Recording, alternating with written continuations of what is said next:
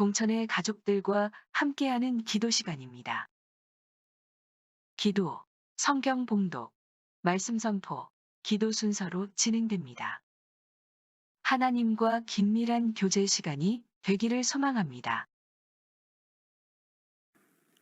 자비로우신 하나님 아버지 감사합니다. 추운 날씨 가운데서도 우리를 지켜주시고 이 어려운 때에도 하나님의 말씀으로 힘을 얻게 하시니 감사를 드립니다. 우리에게 영적인 갈급함을 쉼없이 주시고 그 말씀이 영원히 배고프지 않고 목마르지 않는 우리의 양식과 물이 되게 하시고 또한 그 말씀을 우리의 입술을 통해서 전하게 하여 주시어 멸망 가운데 놓여 있는 자들과 또 우리의 자녀들이 구원 얻을 수 있는 능력의 말씀이 되게 하여 주시기를 간절히 원하옵나이다.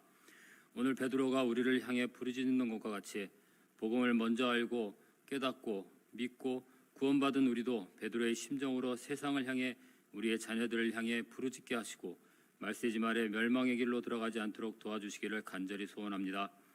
이 세상의 풍조가 어떠할지라도 인류의 문명과 사상이 더욱더 발전할지라도 변하지 않는 구원의 복음, 성육신하신 오직 예수 그리스도의 십자가의 피 묻은 복음만이 우리를 죄에서 구원해 주시는 유일한 길이라는 것을 깨닫게 하시고 전하게 하여 주시기를 간절히 바라옵나이다.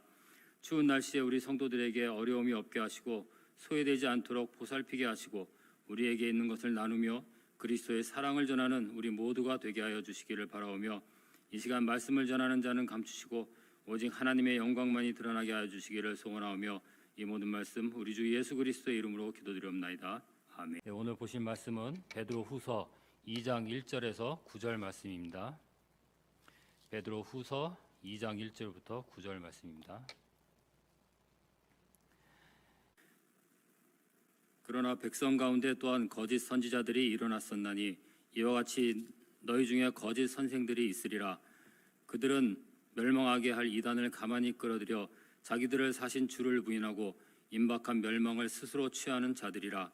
여럿이 그들의 호색하는 것을 따르리니 이로 말미암아 진리의 도가 비방을 받을 것이요 그들이 탐심으로써 지어낸 말을 가지고 너희로 이득을 삼으니 그들의 심판은 옛적부터 지체하지 아니하며 그들의 멸망은 잠들지 아니하느니라. 하나님이 범죄한 천사들을 용서하지 아니하시고 지옥에 던져 어두운 구덩이에 두어 심판 때까지 지키게 하셨으며 옛 세상을 용서하지 아니하시고 오직 의를 전파하는 노아와 그 7 식구를 보존하시고 경건하지 아니한 자들의 세상에 홍수를 내리셨으며 소돔과 고모라 성을 멸망하기로 정하여 죄가 되게 하사 후세에 경건하지 아니할 자들에게 본을 삼으셨으며 무업한 자들의 음란한 행실로 말미암아 고통당하는 의로운 롯을 건지셨으니 이는 이 의인이 그들 중에 거하여 날마다 저 불법한 행실을 보고 들음으로 그 의로운 심령을 상함이라. 주께서 경건한 자는 시험에서 건지실 줄 아시고 불의한 자는 형벌 아래 두어 심판 날까지 지키시며 아멘. 네, 우리가 베드로 후서를 살펴보고 있는데요. 오늘 이 시간에는 베드로가 순교하기 직전인 주 66년에서 67년 사이에 쓰여진 이 서신서에서 그 당시 배경을 한번 알아보고요. 어떤 사상이 있었길래 성도들에게 이 배교하는 일이 일어났고 또 베드로는 무슨 말을 했으며 베드로가 쓴 이 편지가 오늘날 우리에게 주는 영적 교훈과 그리고 유익을 발견하고 적용하는 시간을 가져보기로 하겠습니다. AD 30년경에 예수님께서 죽으시고 그리고 부활하시고 승천하신 십자가의 그 사건 이후에 약 30여 년이 더 흘러서 AD 64년경에 64년경부터 로마 황제 네로에 의해서 기독교의 핍박이 이제 서서히 시작이 됩니다. 이때는 로마 전역에 퍼진 핍박이 아니라 간헐적인 핍박이었는데요. 이때부터 시작된 핍박이 AD 313년 로마의 콘스탄티누스 황제에 의해서 로마가 기독교를 국교로 받아들일 그 공인한 때까지 약 250년이나 핍박이 지속되었습니다. 이렇게 기독교에 대한 핍박이 시작되니까 평상시에는 몰랐던 그 성도들의 신앙의 실체가 서서히 드러나기 시작했습니다. 이러저러한 모양으로 배교가 시작이 된 것이죠. 이렇게 성도들의 이탈이 시작이 되고 베드로는 그리스도의 구속의 은혜에 십자가의 고난을 상기시키면서 소아시아에 흩어져 있는 성도들을 위로하고 그리고 격려하기 위해서 베드로 전서를 쓰게 됩니다. 또한 비슷한 시기에 이단 사상이 교회에 교묘히 침투해서 교회의 존립을 위협하게 됩니다. 베드로는 이 이단의 공격에 대비한 성도의 신앙 자세를 다루면서 또 한 번 펜을 들면서 편지를 쓰는데요. 그 편지가 바로 베드로 후서입니다.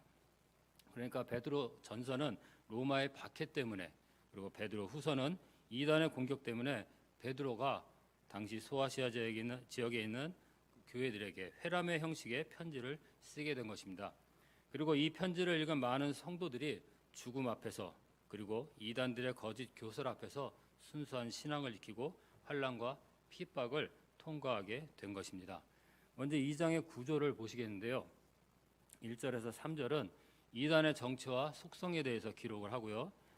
4절에서 9절은 이단들은 확실히 심판받을 것이라는 것을 구약에서 홍수 심판 사건과 그리고 소돔과 고모라의 불심판을 예로 들면서 베드로는 설명을 합니다. 그리고 10절에서 22절은 성도의 탈선을 유도하는 이단들의 사설에 대해서 발람의 예를 들어서 설명한 다음에 이단의 미혹에 빠진 자들을 개와 돼지에 비유해서 그들의 비참한 최후의 상태를 설명을 합니다. 다시 말해서 2장의 구조는 이단의 정체와 속성을 말한 다음에 구약의 신뢰를 들고 이단자들이나 거기에 빠진 자들의 최후는 개, 돼지와 다를 바 없다는 것이 베드로의 주장인 것입니다. 1절에서 3절은 이단의 정체와 속성이 나오는데요. 1절을 보시면 베드로는 거짓 선지자와 그리고 거짓 선생들에 대해서 언급합니다. 이 당시 이단이었던 거짓 선지자와 거짓 선생들은 영지주의자들을 가리키죠. 당시의 영지주의는 지혜를 추구하는 자들이었는데요. 우리 기독교가 예수 그리스도의 십자가의 구속의 사역을 믿음으로써 구원을 얻는다면 이들에게는 구원을 얻는 지혜를 아는 것이 구원을 얻는 방편이었습니다. 그리고 이 알문 자기들에 의해서 비밀스럽게 전수되는 지식이었고요. 또 이 영지주의는 특정한 한 종교의 분파를 형성한 것이 아니라 오늘날 포스트 모더니즘의 주류 철학 사상인 것 같이 당대의 주류 철학 사상이 영지주의였습니다. 그리고 그 뿌리는 기원전 400년경 플라톤으로까지 거슬러 올라갑니다. 그리고 이 사상은 신플라톤주의 시대였던 아우구스티누스 시대까지 약 800년간 그 사상이 그 사상적 힘을 과시하게 되죠. 여기서 생각해 볼 것이 예수님께서 탄생하신 그 시점 앞뒤로 400년 동안 플라톤으로부터 시작된 영지주의 사상으로 가득 차게 된 것도 아주 의미심장한 일일 것입니다. 오늘 본문을 보시면 베드로가 상당히 흥분한 것으로 보입니다. 왜냐하면 오늘날 설교자들도 함부로 사용하지 않는 단어들을 이단들에게 사용하는 것을 보는데요.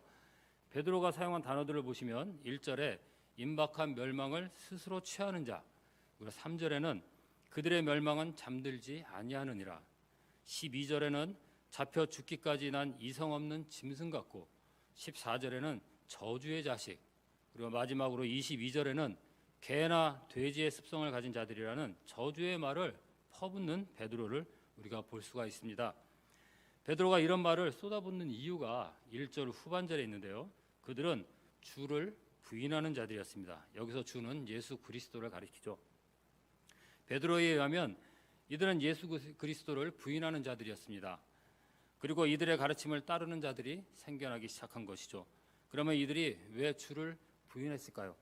앞에서도 말씀드렸다시피 이들은 영지주의자들이었습니다. 영지주의는 이원론 사상을 가지고 있죠. 이원론은 빛과 어둠, 그리고 정신과 물질, 그리고 선과 악, 이와 같이 두 개의 독립체가 서로 이질적이며 서로 대립하는 사상입니다. 영지주의자들에게는 영과 물질, 그리고 영혼과 육체를 바라보는 시각도 이와 같았습니다. 두 개의 독립체가 서로 대립하다 보니까 궁극적으로는 어느 하나가 다른 하나를 극복하거나 그리고 승리한다는 필연성을 가지게 되죠. 그래서 영지주의자들은 물질이라는 육체 속에 속박되어 있는 영혼이 육체를 벗어던지고 물질 세상으로부터 영적 세상으로 되돌아가야 한다고 주장했던 것입니다. 그리고 이렇게 되기 위해서는 자기들이 비밀리에 전수해주는 그노시스, 즉 지식을 받아야 한다는 것이죠. 이들의 사상은 근본적으로 하나님을 부인하는 사탄적인 사상이었습니다. 첫 번째로 이들은 하나님의 창조 사역을 부인하는 자들이었습니다.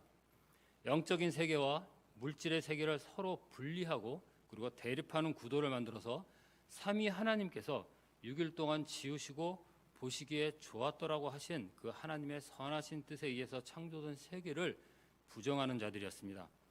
두 번째로 이들은 주를 부인하는 자, 특히 예수 그리스도를, 또 예수 그리스도의 성육신을 부인하는 자들이었습니다. 이들은 영적인 세계를 동경하며 그 물질이라는 육체에 갇혀 있는 영혼이 육체를 벗어나 영적 세상으로 가는 것이 진정한 구원이라고 여겼습니다. 그렇기 때문에 물질 세계에 있는 것이 영적 세상으로 가는 것은 가능할 수 있어도 영적 세상에 있는 것이 물질 세계로 오는 것은 불가능하였습니다. 그리고 이들에게는 있을 수도 없는 일이었죠. 하지만 플라톤의 영주주의 사상이 그 당시에 그리스 로마의 주류 철학 사상이었던 이 시대에 바로 예수 그리스도께서 하늘, 즉 영적 세상에서 물질적이고 육적인 이 세상으로 내려오신 것입니다. 세상 철학을 완전히 뒤집어 놓으신 거죠. 그들이 그렇게 벗어나고 싶어 하는 이 더럽고 추한 물질 세계에 택한 백성들을 구원하시기 위하여 예수 그리스도께서 친히 사람의 몸을 입고 이 땅에 오신 것입니다. 이원론 사상에서 벗어나지 못한 이들은 그리스도의 십자가 사건을 그들의 눈으로 보았고 귀로 듣고 또 전했지만 자신들의 철학 사상과 부합하여 믿지 못했습니다. 결국 그들은 십자가에 달려 죽으시고 부활하신 예수 그리스도는 하나의 환상이라는 가연설을 내놓음으로써 그리스도를 부인하게 된 것입니다. 잘못된 사상의 필연적 결과의 종착점인 것이죠. 육체로부터 벗어나 구원을 얻는 지식을 추구하며 그들은 당대의 최고의 철학적 지식을 소유하고 많은 사람들을 유혹하며 교회 안에서도 지식을 전파했지만 그 지식이 그들을 멸망으로 이끌게 된 것입니다. 영국의 철학자 화이트헤드는 플라톤에 대해서 서양의 2000년 철학은 모두 플라톤 철학의 각주에 불과하다고 말했습니다. 이 정도로 유명한 그 플라톤의 사상을 이어받은 자들이 영주주의자들이었고 이들은 당대의 지식인들이었으며 그들이 가진 지식으로 육체를 벗어나 영원의 세계로 들어가는 구원을 얻고자 함이었죠. 하지만 하나님은 세상의 지혜와 지식을 부끄럽게 만드시고 영주주의자들에게는 도저히 이해할 수 없는 방법인 독생자를 세상에 보내심으로써 이제 그를 믿기만 하면 구원을 얻을 수 있도록 하셨습니다.